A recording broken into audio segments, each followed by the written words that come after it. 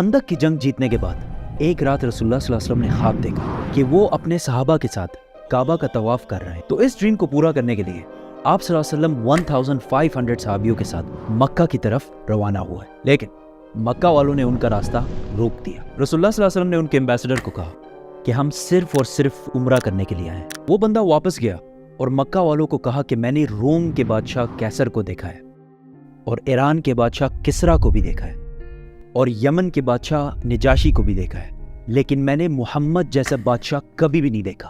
جب وہ وضو کرتے ہیں تو لوگ اس پانی کا قطرہ بھی زمین کو ٹچ کرنے نہیں دیتے. ایسے آدمی اور ایسے فالوور سے لڑنا امپاسبل ہے. میں تو کہتا ہوں ان کی بات مان لو، لیکن آف کورس انہوں نے بات نہیں مانی.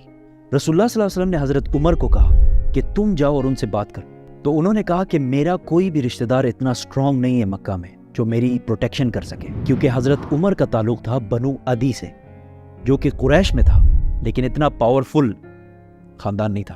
حضرت عمر نے کہا آپ عثمان کو بھیجیں، کیونکہ عثمان کا تعلق بنو امیہ سے تھا اور بنو امیہ قریش کی سب سے اسٹرانگ اور سب سے مالدار فیملی تھی. اور آگے جا کر اس فیملی نے آلموسٹ 100 سال تک مسلمانوں پہ حکومت بھی کی ہے، اور آج تک مسلمانوں کی ایک سینٹرلائزڈ سب سے بڑی امپائر جو تھی وہ بھی یہی امیہ امپائر. اور آج تک مسلمانوں کا سب سے طاقتور بادشاہ، وہ بادشاہ جس نے سب سے زیادہ لینڈ پر حکومت کی ہے، وہ بھی اسی خاندان سے تھا جس کا نام تھا ولید بن عبد الملک. ان کی سٹوریز پھر کبھی کریں گے تو سبسکرائب.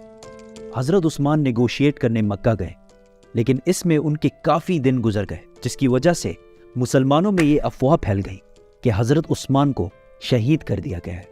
اور اس زمانے میں ایمبیسڈر کو قتل کرنا جنگ کا اعلان کرنا جیسے تھا. اس افواہ کی وجہ سے سارے صحابہ جمع ہوئے اور ایک درخت کے نیچے جس کا نام رضوان تھا رسول اللہ صلی اللہ علیہ وسلم کے ہاتھ پر بیعت لی کہ ہم سب مر جائیں گے لیکن عثمان کے خون کا بدلہ ضرور لیں گے. But that was all a misunderstanding. اور عثمان بالکل ٹھیک ٹھاک واپس آ گئے، لیکن اس سے مکہ والوں کو ایک اسٹرانگ سگنل گیا کہ اب یہ لوگ پیچھے ہٹنے والے نہیں ہیں. اتنی ٹینس سچویشن اور کنفیوژن میں آخر کار مسلمانوں اور کافروں کے درمیان ایک ایگریمنٹ سائن ہوئی. نمبر 1 کہ مسلمان اس سال نہیں بلکہ اگلے سال عمرہ کرنے کے لیے آئیں گے. نمبر 2 10 سال کے لیے مکہ اور مدینہ کے درمیان کوئی لڑائی نہیں ہو.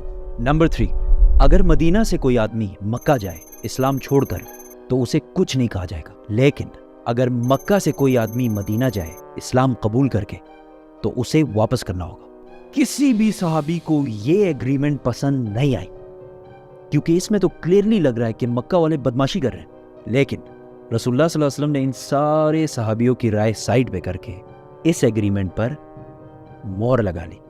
جو بندہ مکہ کی طرف سے اس ایگریمنٹ کو سائن کر رہا تھا، جیسے یہ ایگریمنٹ سائن ہونے لگی اس کا خود کا بیٹا مکہ سے بھاگ کر اسلام قبول کر کے یہاں پہنچ گیا، لیکن رسول اللہ صلی اللہ علیہ وسلم نے اس کو واپس کر دیا. وہ صحابی ابو جندل روتا رہا، چیختا رہا کہ مجھے ان ظالموں کے پاس واپس مت بھیجو، لیکن a deal is a deal. اس کو واپس کر دیا گیا. کافی لوگ ایسے آنے لگے اور سب کو واپس بھیجا گیا. ایک دفعہ ایک عورت بھی مکہ چھوڑ کر مدینہ آئی، لیکن اس عورت کو واپس نہیں کیا گیا کیونکہ مکہ والوں نے معاہدے میں ایک غلطی کی تھی، اور اس معاہدے میں لکھا تھا کہ اگر کوئی آدمی مکہ سے مدینہ آئے تو اسے واپس کیا جائے گا. آدمی، عورت کا تو کسی نے کچھ نہیں کہا. اور اس طرح کوئی آدمی اگر اسلام قبول کر کے مدینہ آئے تو اسے واپس کر دیا جاتا تھا، لیکن اگر کوئی عورت آئے تو اسے مزے سے رہنے دیا جاتا. ایسا سسٹم چلتا رہا. آخر ایک شخص آیا، ابو بصیر. رسول اللہ صلی اللہ علیہ وسلم نے اس کو بھی واپس کیا، لیکن وہ کسی طرح وہاں سے بھاگ کر مکہ اور مدینہ دونوں کو چھوڑ کر ادھر ان the middle of nowhere رہنے لگا. آہستہ آہستہ بہت سارے لوگ مکہ سے مدینہ جاتے اور مدینہ سے انہیں واپس بھیج دیا جاتا، لیکن وہ مکہ کے بجائے ادھر ابو بصیر کے ساتھ رہنے لگے. اور یہاں آہستہ آہستہ ایک پورا ٹاؤن آباد ہو گیا، اور ان کی لوکیشن اتنی پرفیکٹ تھی کہ یہ مکہ اور شام کے درمیان جو ٹریڈ کا راستہ تھا بالکل اس کے پاس آباد تھے. تو انہوں نے آہستہ آہستہ مکہ والوں سے اپنا بدلہ لینا شروع کیا. اس ابو بصیر کے ٹاؤن کی وجہ سے مکہ والوں کا ملینز اینڈ بلینز کا نقصان ہونے لگا. آخر کار مکہ والوں نے تنگ آ کر اس ایگریمنٹ کا 3rd پوائنٹ، جو انہوں نے خود بڑے خوش اور پاورفل ہو کے ڈالا تھا، خود ہی کہا کہ بس اس کو ختم کرو. اور کہا کہ آج سے اگر کوئی آدمی مکہ سے مدینہ جائے تو اسے پلیز مدینہ میں بہت اچھے طریقے سے رکھو. اور آہستہ آہستہ یہ ایگریمنٹ ان کے گلے میں پھنسنے لگی.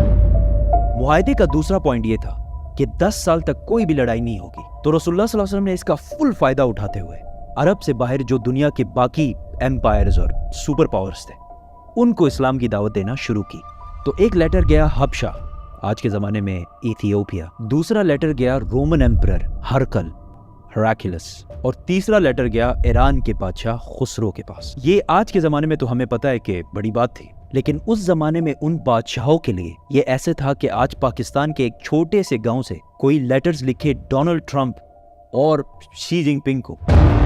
لیکن ڈفرنس آج اور اس زمانے میں صرف یہ ہے کہ اس زمانے کے کرسچنز اور یہودیوں کو یہ بات بہت اچھی طرح پتہ تھی کہ بہت جلد ایک پیغمبر, ایک میسنجر آنے والا ہے.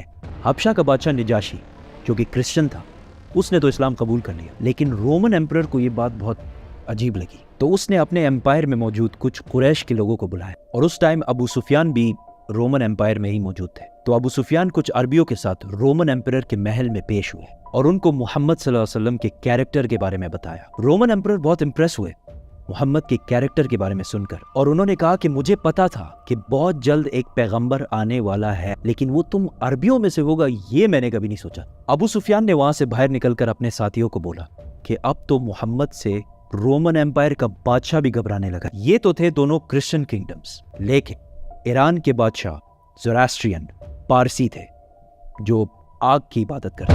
خسرو نے کہا تم لوگ اس ڈیزرٹ سے آ کے مجھے سکھاؤ گے کہ زندگی کیسے گزارنی ہے, اور اس لیٹر کو پھاڑ کر پھینک دیا. اور اس نے 2 لوگوں کو رسول اللہ صلی اللہ علیہ وسلم کو مارنے کے لیے بھیجا. ویئرڈلی انف کچھ ہی دنوں بعد اس کے اپنے بیٹے نے اس کو پھاڑ جان سے مار دیا. جیسے ہی وہ 2 لوگ مدینہ پہنچے تو رسول اللہ صلی اللہ علیہ وسلم نے ان کو بلایا اور کہا کہ جس بادشاہ نے تمہیں مجھے مارنے کا آرڈر دیا ہے اس کے اپنے بیٹے نے اسی کو مار دیا ہے. وہ یہ سن کر حیران ہو گئے اور واپس چلے گئے. اس طرح اسلام کا نام آہستہ آہستہ پوری دنیا میں پھیلنے لگا, اور ویسے بھی مکہ کے ساتھ تو 10 سال تک کوئی لڑائی نہیں ہونی تھی. تو مسلمانوں نے اپنی ساری اٹینشن مکہ کو چھوڑ کر خیبر کی طرف کی.